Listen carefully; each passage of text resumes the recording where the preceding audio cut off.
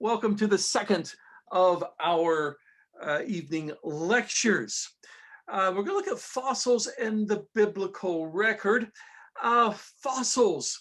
I like Jack. I'm fascinated by fossils. Have been since I was quite young. Fossils, though, as we think about things in terms of worldviews, they're often used as a proof of Darwin's theory. So we're going to look at some of those things tonight, and as well as I just want us to have fun as we look at fossils. So a lot of things I'm going to say, probably you're thinking, why is he saying that? I'm saying it because I have fun with it. So hopefully you'll have some fun with it as well. And so you may wonder, though, why I am doing this particular discussion, even though I just really like fossils. And I suggest there's a number of reasons. Just present my credentials here. My original field of study at university was science. I began studying pre-pharmacy back in the long ago. Did a couple of semesters of biology, a couple of semesters of chemistry. And then my advisor told me that, he said, Galloway, he says, you're not applying yourself. And he was absolutely correct. I was not. And so I instead earned a BSc in secondary education to teach mathematics, which was really my first love, was mathematics.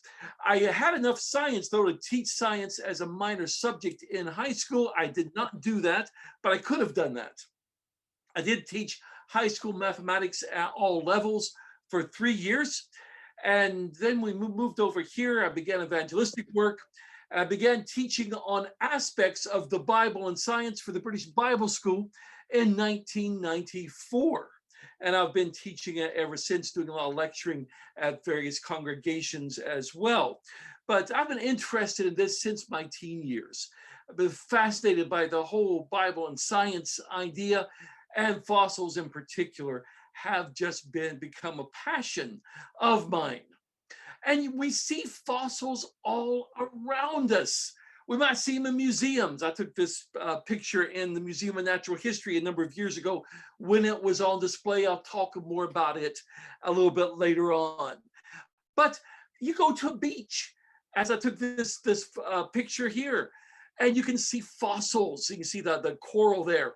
That's the imprint on this particular rock. In fact, you see all sorts of little things on this rock. Or you can see them on the tops of mountains. I'll talk a little bit more about this rock that Patrick and I found once when we were hill walking. You see them all around us. So their fossils are there. So I want to sort of look at fossils, answering how we get them in the first place, because that's interesting to me anyway. And then, of course, how we can explain them within a biblical framework. So that's sort of our goals, and to have some fun as we do all this. So hopefully this will be something that's of interest, and maybe you get some fun out of it as well. So let's begin by looking at what is a fossil. And so let's just have a look at what a fossil is. I found this definition of a fossil. This is from a Dictionary of Earth Sciences, and defined a fossil, and I think it's a pretty decent definition: the remains of any organism that lived in the past. A fossil can be the whole or any part of any animal or plant, usually chemically altered. That is, they've been fossilized, as we put it. It may be an impression of the shape of an organism that's been preserved in some way, or it could be simply the remains of the effects of an organism in the past, such as fossil tracks or excrement or burrows. There's all sorts of things that we find that have been fossilized. So, such as leaves. This particular leaf here is in my collection that's actually downstairs, collected by my daughter, Bethany. Yes, my children have the bug as well, just a bit. And she was up in Wyoming when she lived in the United States. They went to a particular place, and they could pick, she said, we're just picking up. Here's one, I don't know if you can see my screen as well, but she said, all we had to do was hit these little fragments on the side, and they would split open, and you then saw what was inside. I have one that she did that. It's a piece of of some sort of a plant inside it there that's been fossilized. But she found some just brilliant leaves. So that may be what we find. That's a fossilized leaf. It's the impression of the leaf. Or one of the most frequent fossils that, in fact, the first one I ever collected was fossilized wood. And so you see a lot of that. Again, these were mainly were the ones collected by my daughter when she was in Wyoming. So we might see fossilized wood. Or this one here was given to me. I don't know if they're here tonight, whoever gave it to me, but it's something that they found in their back garden over in Fife in Scotland. And if you notice on it, you've got all sorts of plants there, and it seems to have a line there, which may be a water level. So these could be water plants. You've got some ferns there imprinted on the top of it. And they didn't want it hanging around the house, so they gave it to me. I was very happy to take it off their hands.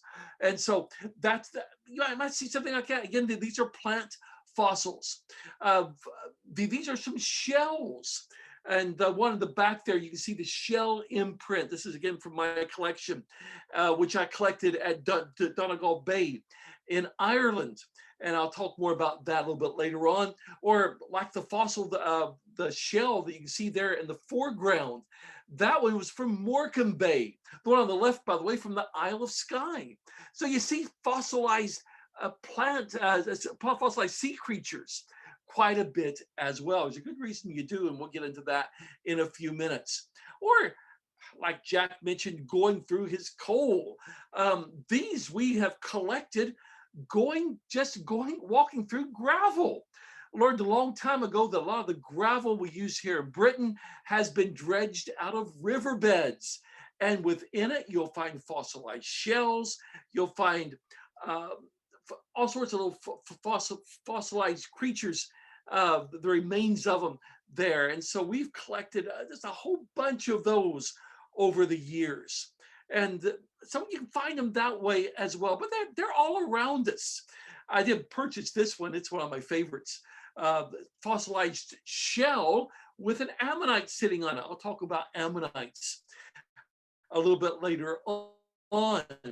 Or there might be fossilized creatures like these trilobites. And we'll talk about trilobites a little bit later on as well. If you have very good eyes, you can see them sitting here behind me. But yeah, all sorts of things that we can find. And of course, there's the dinosaurs. I didn't bring him upstairs tonight. As you can see, it's a bit fragile. It's in sandstone. This was a gift from my good wife one year at Christmas. But yeah, you see, I think it's a Massasaur, if I remember correctly. But yeah, imprints of remains of lived. We'll see a lot more of those as we go as well. Or you might just see, mention fossilized tracks and things, like burrows. You can see some of that in this rock here I collected from Morecambe Bay. If you look at the upper left-hand side of this particular rock, you'll see a bit of a shell that has imprinted there. So we see something like that. Or maybe like this one here, which I found on the east coast of Scotland. It's coral, and you can see the coral there that is in there. There's all sorts of fossils. They're all around us if we learn to open our eyes and look for them, especially if you're around a coastal area. And I've learned to look when I'm around. This is a nice piece of coral that I took a photograph of at Tom's Wall in Florence, Alabama. The fellow there had a number of fossils at Tom's Wall.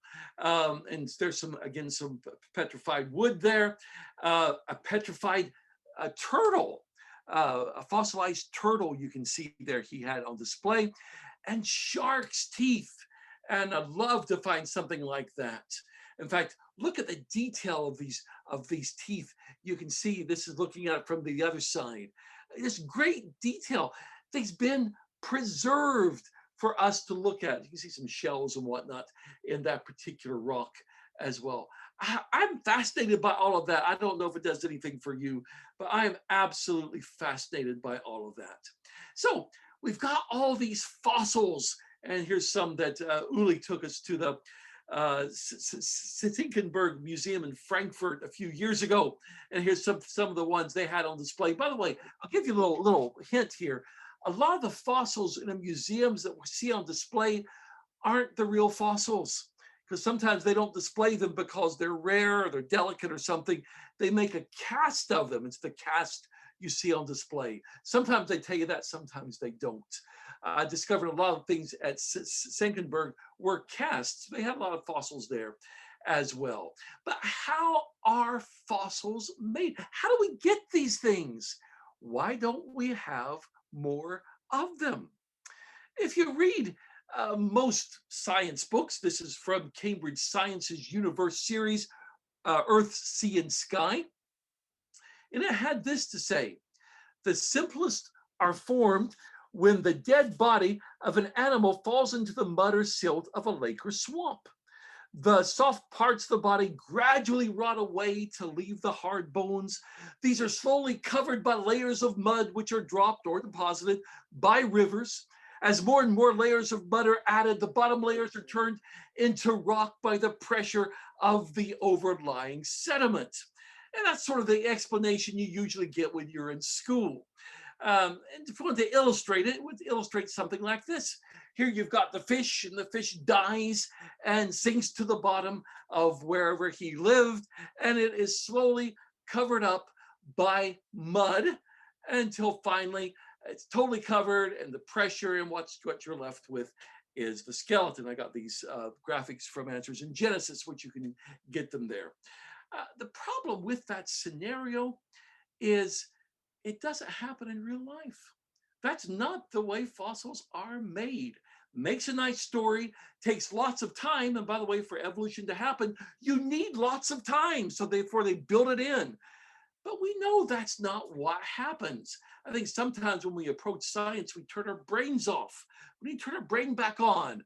Think about what happens when you have a fish who dies. Now, we used to have goldfish. When goldfish died, they generally didn't sink to the bottom. They usually floated on top. And then they weren't just slowly covered by sediment. Instead, the other fish came and ate them. And that's exactly what happens when something dies in the water. It doesn't just sit around waiting to become a fossil. That doesn't happen in real life. By the way, if it did, you'd find a whole lot of fossils where there's been a shipwreck, wouldn't you? But you don't find anything. You know, when they discovered the Titanic and they sent some submersibles down with their cameras and whatnot, you know, the one thing you did not see was bodies. No skeletons, no nothing. Nothing waiting to be fossilized. Why? Because the fish had eaten them. There's nothing there. You saw bones sometimes, not bones, you saw boots sometimes, but there's nothing in them because the people were long gone, their bodies long. That's what happens in real life.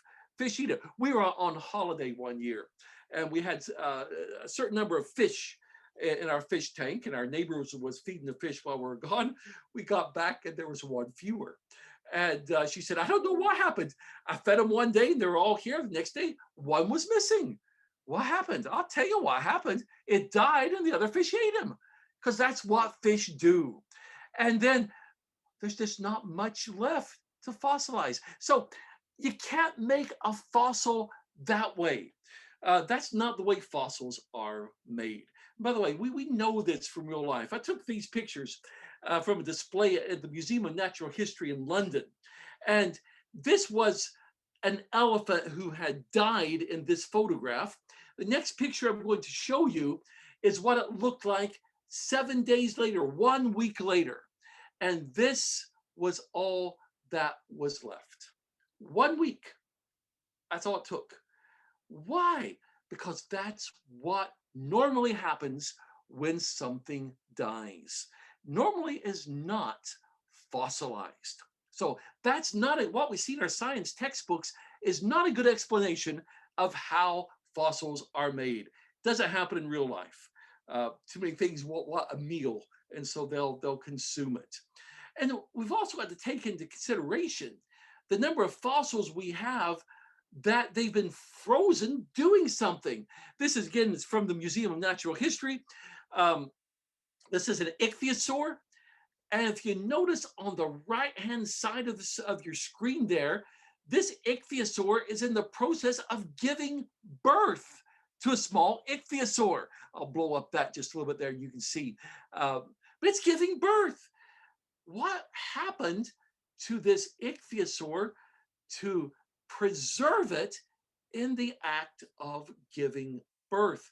That's one thing we've got to consider. Or there's a number of fossils. This one I took at the Creation Museum in Petersburg, Kentucky. A fish in the process of eating another fish. It's having its meal, and yet instantly it's dead too.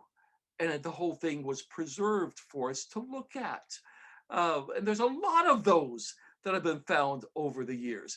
This is the latest one I could find. My son in Memphis, Tennessee, sent me this. This is from CNN. It was announced on the 13th of March, so it was just last week. And what they found is a dinosaur, and those are the bones, the fossilized bones you see on top, sitting on eggs. You can see the eggs on the bottom. And the embryos are still intact in the eggs. In fact, you can see one, I think, on the left-hand side of the screen, the one that's open there. This is what happens in real life. This dinosaur was sitting on its eggs, and it was preserved for all of time for people to see once we actually discovered it. We need to have something that accounts for all of these things. And they didn't just, that dinosaur didn't sit on those eggs waiting around to become a fossil. That just didn't happen, to be solely covered by something. By the way, you can also see things like snakes that are slithering. Again, this is from the Senckenberg Museum there in Frankfurt. Or fish, and by the way, notice this is not a fish skeleton. This is a preserved fish. I took this photo at a museum in the Orkney Islands, but it's, if you notice, the fish is such a good preserved fish, and yet it's a fossil. What accounts for all of that? How do we account for fossils being preserved while giving birth, or while eating, or while crawling? How do we do that? How does that happen? I'll give you a slightly different scenario for how fossils are made. There's our fish. He's alive and well. He's swimming along in the stream wherever he lives. And suddenly, there's a flood. And he's about to be covered with mud. And he is covered with mud. And that instantly kills him. But it also preserves his body in whatever he was doing, whether eating, slithering, or giving birth, and eventually becomes a fossil. That's the way fossils are made. And by the way, we know that, our scientists, because anytime you see that a fossil's been discovered, read the fine print. I've learned to do that a long time ago. Read the fine print, because one thing you will see is it'll talk something about being covered in mud, being near water, because you've got to have water and mud to be able to have fossils. It doesn't work anywhere else. So what do we find in Scripture that could cause instant burial and preservation even while eating or giving birth? And I think you probably know the answer to that already. We have a scenario, and it's called a flood. The flood back in Genesis. You would have a lot of mud. That's one thing that floods preserve. Floods create. Whenever there's a flood down south in England, the one thing you hear on the news is about how they've got to dig out their bottoms of the ground floor of their homes from the mud, because of all the mud that it brings in. That's what floods bring, and that creates a mechanism for burying creatures very, very quickly. If you think about the flood back in Genesis, it provides for rapid burial in silt and water. In the midst of doing all sorts of neat things, it provides for that. It provides for large fossil graveyards. Most fossils are found in large fossil graveyards. Also gives us an explanation for how fossils are found on the tops of mountains. Talk a little bit more about each of these. And it even gives an explanation of the layers we find. Because if you think about it, if you have a flood, the less ambulatory are going to be buried first in the lowest levels. That's what we find. And those who could travel or climb higher are buried last. And that's exactly what we find in the fossil record. Again, this may not be the answer to all fossils, but it does provide a mechanism for many of them as to how they were formed. Fossil graveyards. Most museums that I've been in, you'll find something like this piece of rock here. Again, this is from a museum in the Orkney Islands. Look at all the fish. I mean, all buried at the same time. Whoop! And there they were, buried together. We are told that the Earth sits on a lot of fossil graveyards. The two of the largest ones that I've read about, the Karoo Formation, South Africa, an estimated 800 billion vertebrate animals are buried together. I can't get my head around that number. 800 billion. There may be a couple dozen in my photograph. We're talking about 800 billion. One that's a bit closer for me, closer to home, is called the Old Red Sandstone Formation. It covers half of Scotland. Apparently it's 9,000 feet thick and it has billions of fish preserved in contorted positions, from what I've read. Not actually seen it, but apparently that's what's sitting underneath us. This is what we have, huge fossil graveyards. And we do find a lot of fossils all buried together. Again, from that museum on the Orkney Islands, all these ammonites all buried together. By the way, look at all the different sizes of ammonites that were there. This is one I took from the Texas Memorial Museum in Austin, Texas. And it is rhinoceros, multiple rhinoceros skeletons that are from Sioux County in Nebraska. Look at all the bones. Apparently there's a lot of rhinoceros there preserved together. Again, from the Texas Memorial Museum in Austin, look at all these starfish. And by the way, they're well preserved, aren't they? Absolutely beautiful. In fact, you can even see the ripples in the sand as well. So all those there. Here's some sea urchin skeletons found in Brown County, Texas, that I took there at the museum in Austin. But yeah, they're there as well. This is one that I actually saw that's on the Isle of Skye. This is in Trotternish. This is an oyster bed. I had to ask what it was. It's an oyster bed, loads of oysters, all preserved together. And again, if you can see my screen, I was able to find a piece I could carry away. That one was way too heavy. It would not have fit in my car. So I didn't try to bring it.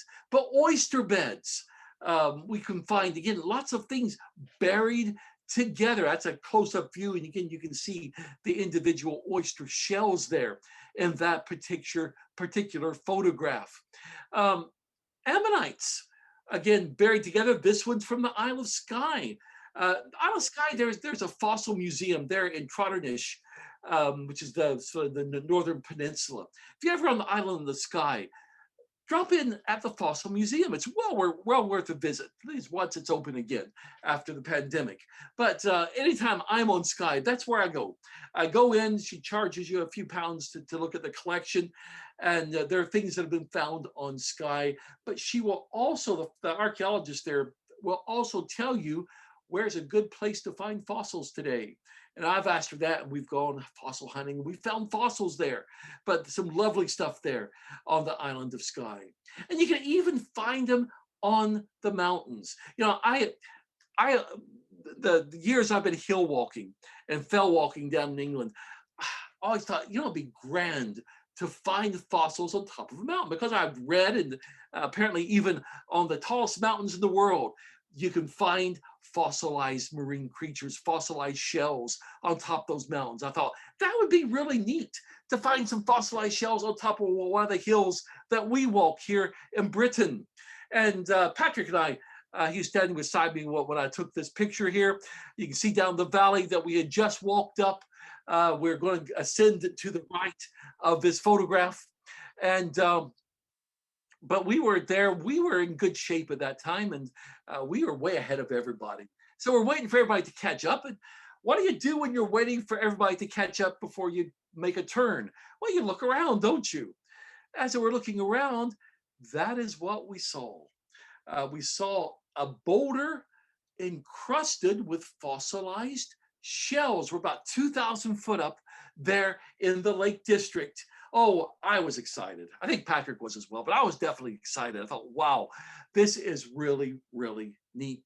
And so took loads of pictures of these boulders and the shells that had been fossilized on them. But of course, after taking some photographs and you're still waiting for people, our next thought was, boy, I'd like to have a piece of that. Now, these were huge boulders. And so getting a piece was not the easiest thing in the world to do. But we managed to find some that was a bit loose. And there I am working. You know, you don't really carry equipment on a hill walk to go fossil hunting. But we managed to find a few tools we had with us.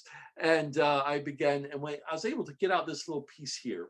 And if you notice there on the end, you can see some of the fossilized shells on the end. So I managed to get a piece and bring it home with me. I don't think anybody could ever tell that I took it.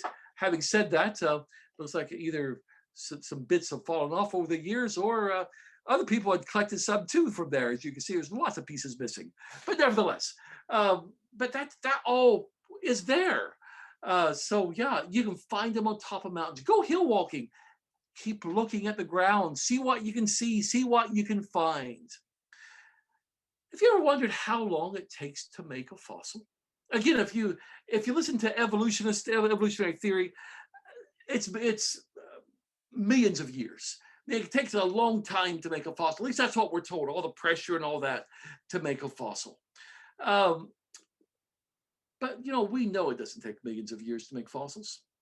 In fact, we even know it doesn't even take thousands of years to make fossils. In fact, it doesn't even take hundreds of years to make fossils. How do we know this?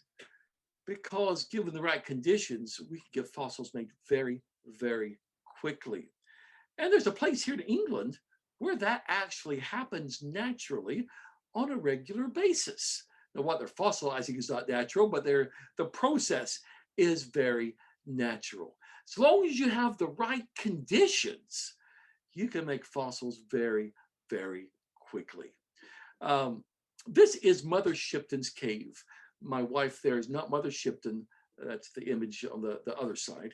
But this is Mother Shipton's cave. It's in Knaresborough, England. I drive near there every month. And at Mother Shipton's cave, what is really fascinating is the well, the stream of water there. Again, this is the sign that describes it. It says this ordinary stream is in fact very special. It feeds the petrifying well and wishing well with its famous waters. They bubble out of the ground from a spring just out of view at the end of a mile-long journey from an underground lake.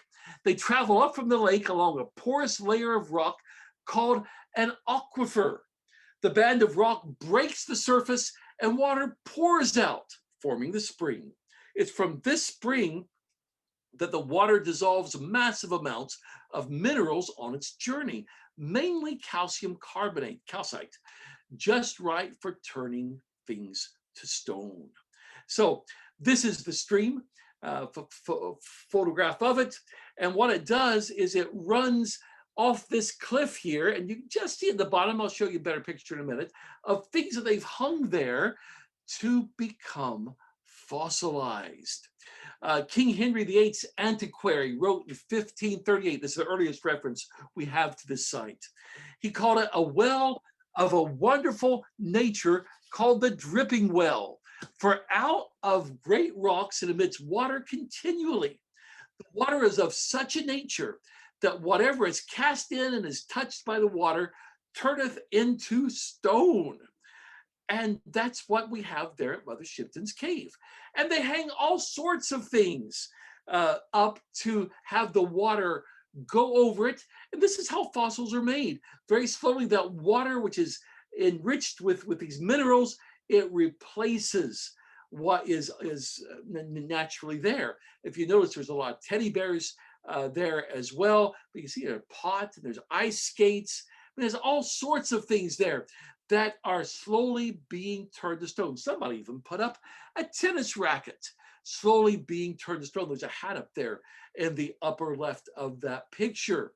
And this is exactly how fossils are made. Dwayne Gish explained it this way. What usually happens is everything in the bone or plant is replaced, a tiny bit at a time, by minerals dissolved in the water that's in the ground. As the water moves through the ground, it carries various kinds of minerals, such as silica, calcite, pyrite, along with it. When the bones and teeth of an animal or parts of the plant buried in the ground become wet with this water, the mineral in the water replaces all the material in the bone, tooth, or plant, and it becomes hard as a rock. In fact, it is now a rock, but it's almost the exact shape of the bone, tooth, or plant it replaces. And so that's what they're doing there at Mother Shipton's cave. They get famous people who visit there to donate bits, things that they have, and they hang them up to become fossilized. They have a museum there that has all these fossilized articles from famous people.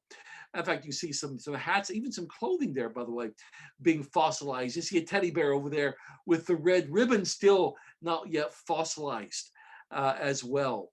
And there's a closer up picture of it as the water drips over them, slowly replacing what's there. And I was able to get one of these teddy bears. This is my teddy bear. You can see him. I'm holding him here as well. This is very, very lightweight, definitely. If you can hear it, definitely a stone. But we were there in June of one year, Arlene and I thought, I'd really like to have one of those teddy bears. And so I inquired, they make so many of them. They make them to sell, by the way. And so I inquired, but they weren't quite dry yet. And so because once they take them off, they're still very, very wet. They've got to let everything dry. And so I was able to, they actually shipped me one. And so it's got its genuine label on it. I'm a genuine petrified item turned to stone by the magical falling waters of the petrifying well, England's oldest attraction since 1630.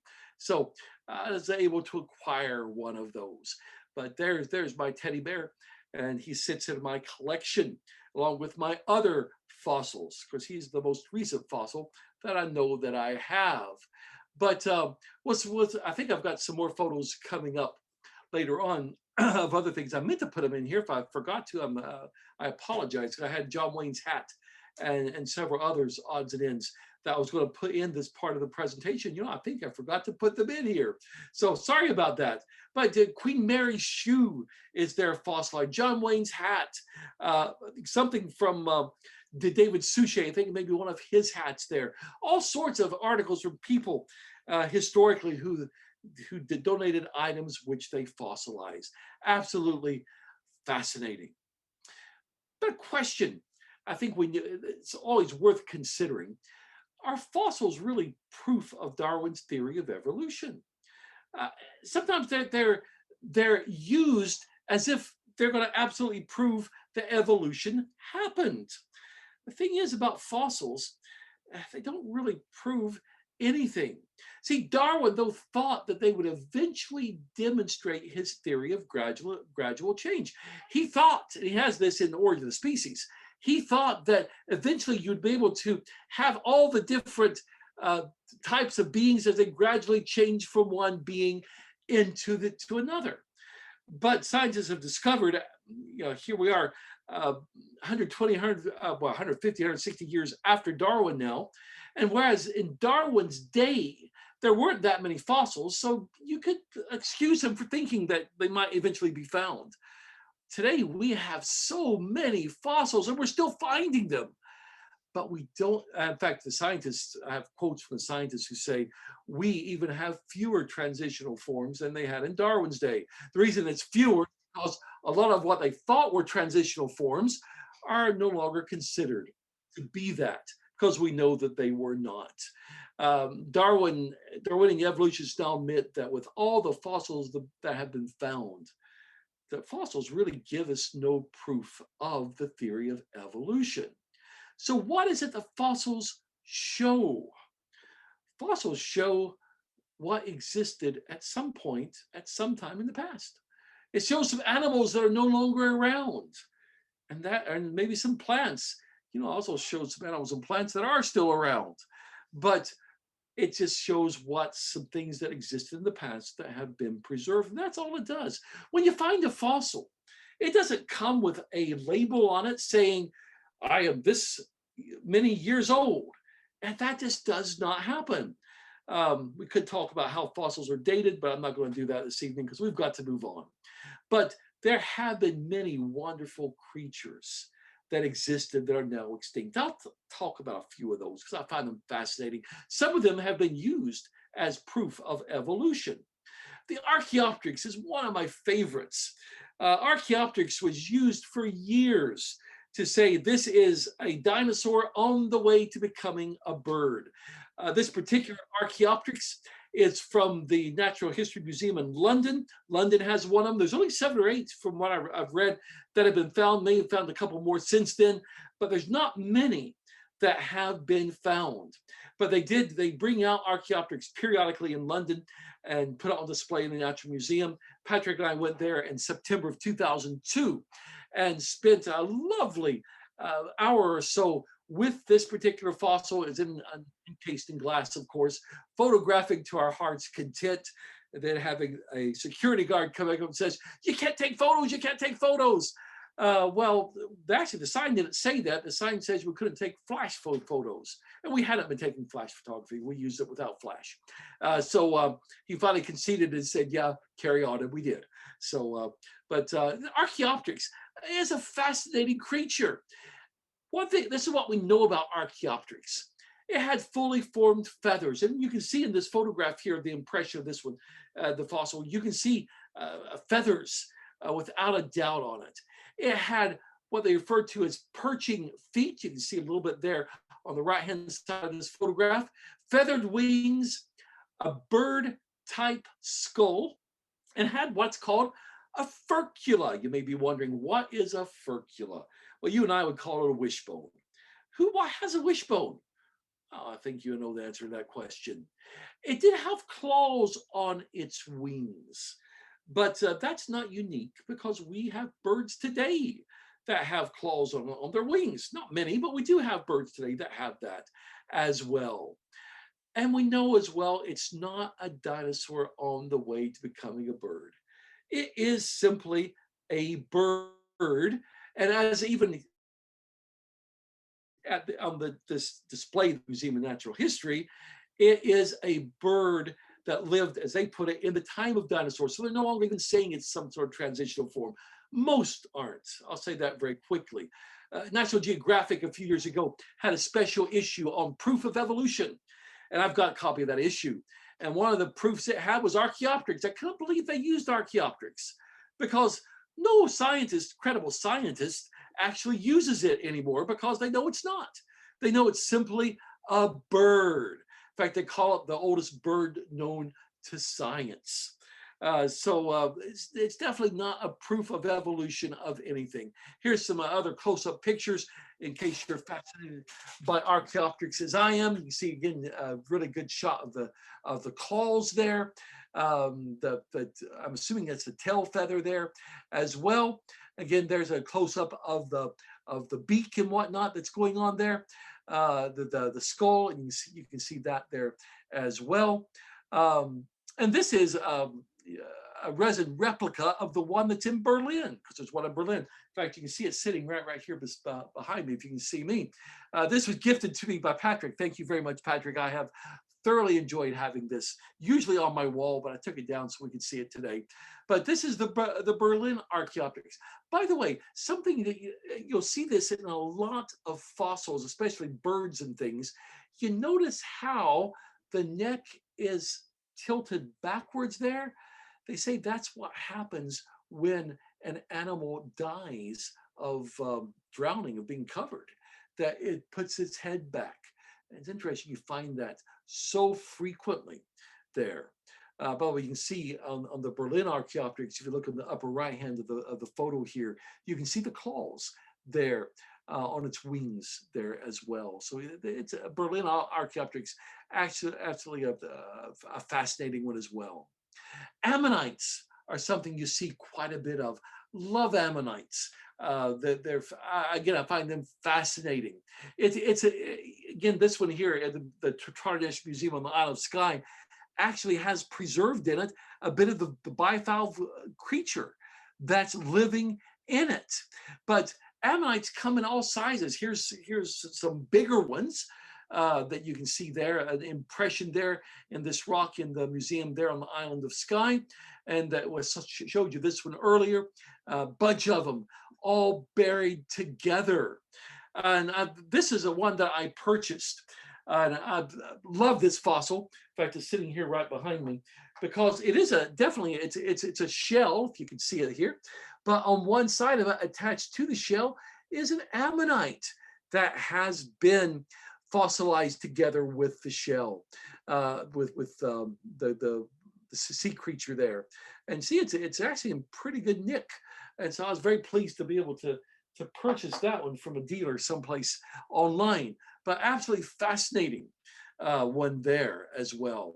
And here's some of the ammonites that I have largely purchased or have been gifted over the years. And you can find them various places.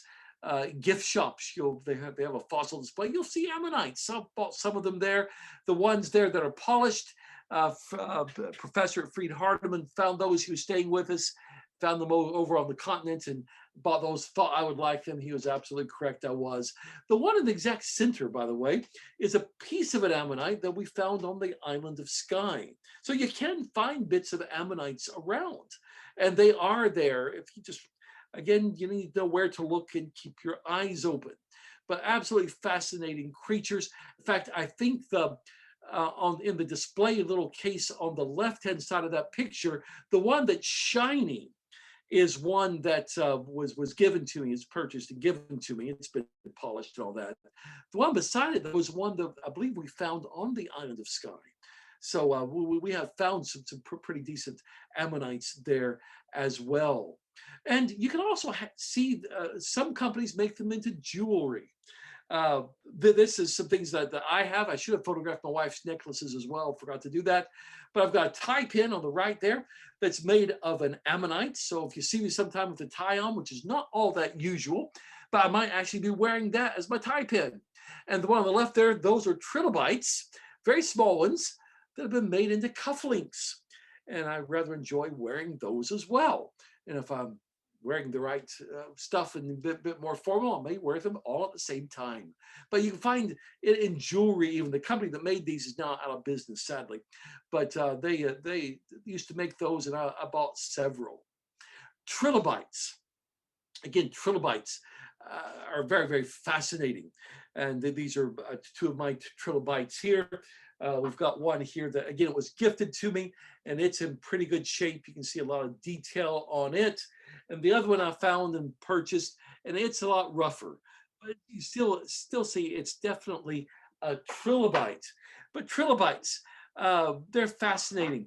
A trilobite, it was suggested that this is one of the most primitive creatures according to evolutionists. But what is fascinating about it, if it's a primitive creature, it has one of the most complex eyes known to mankind. And if you notice this trilobite here, I took a picture of this at the Texas Memorial Museum. I would love to find one of those in that shape. You notice the stalks coming out there as well. I mean, it's in really, really good shape. But this thing had such a complex eye that there's no mechanism in evolutionary theory that would explain for how one of what they say is the earliest organisms had the most complex eyes. It's supposed to be going the other direction. Here's some trilobites from the Senckenberg Museum. One thing I've discovered, you can find them in all sizes. Apparently they grew pretty big. If you notice that rock there in the middle there has loads of trilobites on it. That middle one there is quite a good size. But notice that one up on the upper left-hand photograph of the photograph there. That is a huge trilobite. You talk about this big. I mean, that is such a big trilobite. Of course, the ones by cufflinks are very, very small. So trilobites, they must have grown to quite a good size. But interesting creatures. And there's a fairly well-preserved trilobite there in the Senckenberg Museum. You can find, by the way, trilobites in Scotland. I know that I've had some friends who looked up on the internet where they could go fossil hunting, that you're allowed to go fossil hunting, and that you can find various things. And they went and they found some trilobites, not as goodly preserved as these are, but still some very fast, very nice trilobites. And I've not yet gone. I'm looking forward to doing that with my grandchildren at some point. And of course, there's always dinosaurs. Everybody likes dinosaur fossils, dinosaurs, other creatures as well. And I must admit, definitely fascinated by them. The Texas pterosaur, huge pterosaur that they have hanging up in the Texas Memorial Museum as you walk in. It is a magnificently huge creature. Hopefully you can see that there. If you want to see a replica of it, a cast of it, the Senckenberg Museum in Frankfurt has a cast of it on theirs. We walked in, I thought, I've seen one like that before, discovered they made a cast of this one, and it's hanging there in the Senckenberg Museum. This one's in Austin, Texas.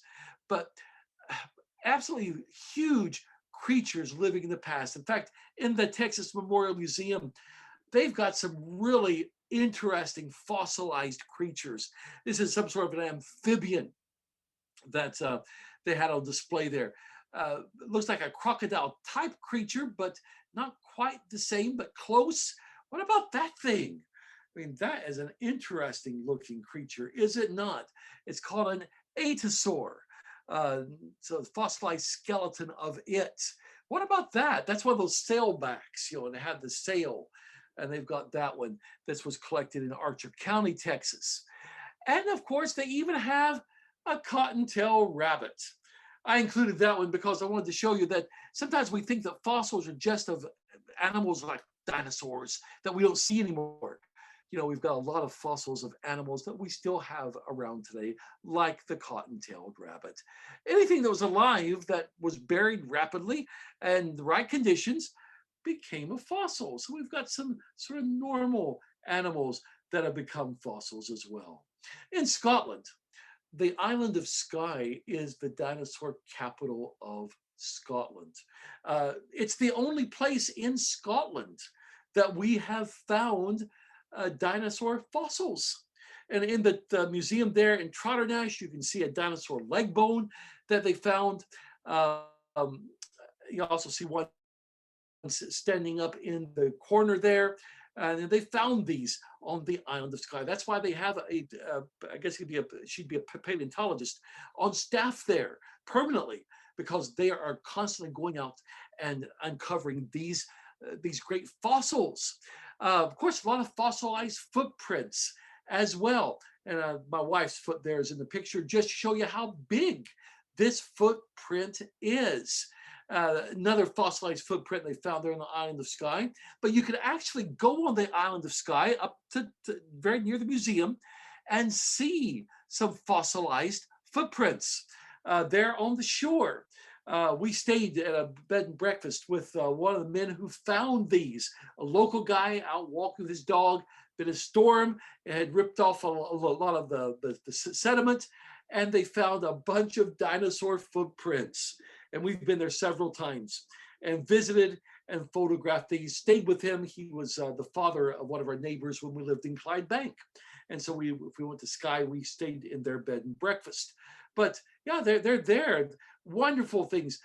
evidence of creatures. Why we only find them in the island of Skye, I don't know, but nevertheless, they're there. This is one taken very near there as well. And again, you can see a fossilized plant there, just along the bottom of that boulder there.